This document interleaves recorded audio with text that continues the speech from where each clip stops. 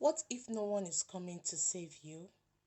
There comes a moment in life that changes everything. A moment where you realize nobody is coming to rescue you.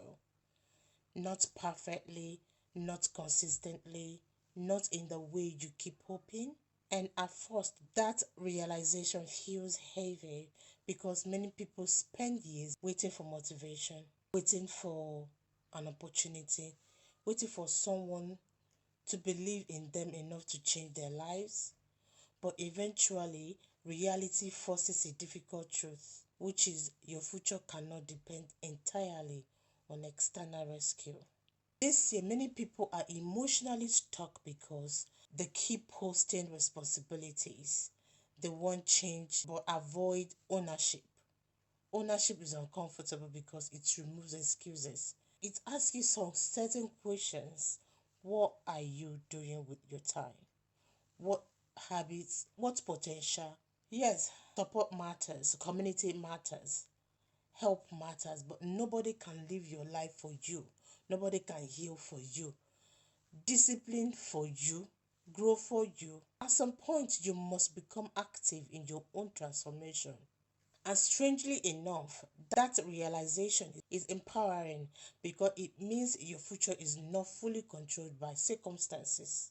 You still have agency, you still have choices, and even small choices repeated consistently can completely change a life.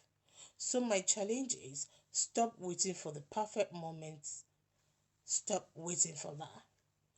Rather, take one action towards improving your life without depending on external motivation and validation. The life you secretly want requires a different version of you.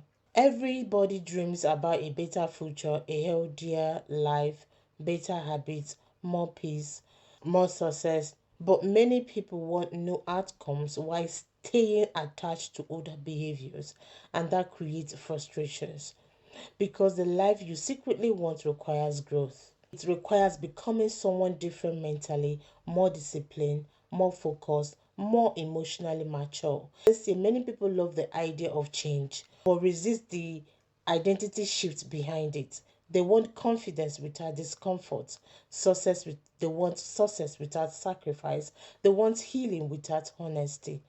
But the thing is, transformation demands participation. The future you want cannot be built with the same habits that are keeping you stuck where you are now. So why do you want to have the old habits but want something different, different results with the old habits? Growth requires letting go of excuses, of procrastination, of unhealthy patterns. And yes, that's uncomfortable because your current habits feels familiar. But familiarity does not always mean healthy. Every next level of your life requires a next level of you, new mindsets, new standards, new discipline. And the beautiful part is you are capable of evolving one decision at a time. So, my challenge is identify one habit that no longer matches the future you want and begin replacing it with a healthier behavior starting today. You are not lazy, you're probably mentally exhausted. A lot of people call themselves lazy when they are actually overwhelmed.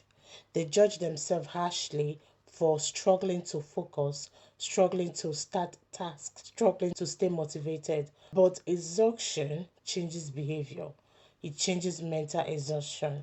This year, people are processing enormous amounts of stress silently: financial pressure, social pressure, digital overload, emotional pressure, and eventually the brain slows down not because you're weak, because you're overloaded. The problem is society often praises productivity while ignoring emotional well-being. So people keep pushing themselves while internally depleted, and then they feel guilty when they cannot function perfectly. But healing requires honesty, isn't it? So sometimes you don't need motion, you need rest, you need structure, you need support, you need balance.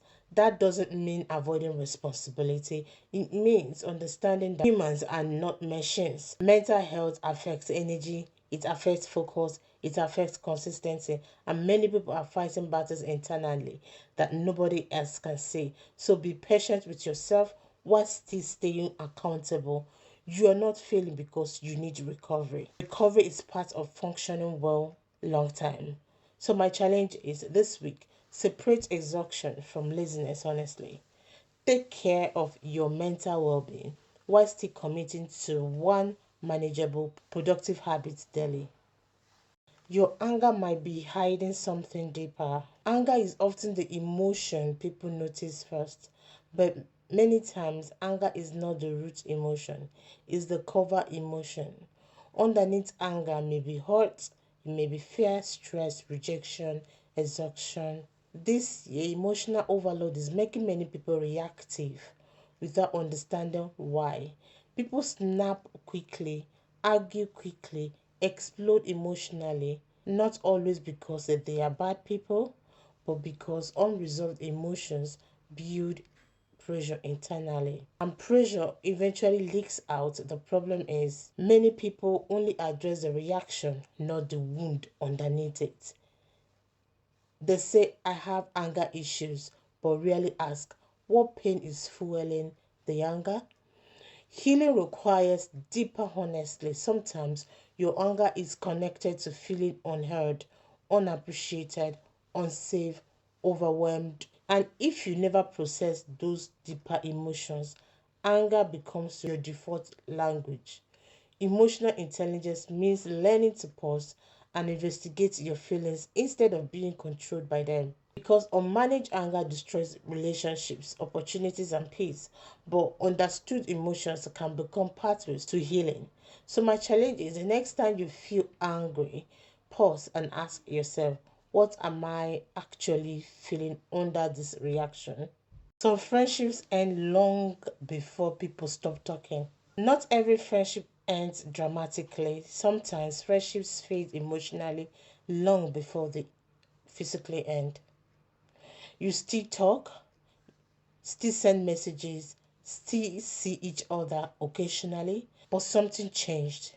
The connection feels forced, the support feels inconsistent, the energy feels different.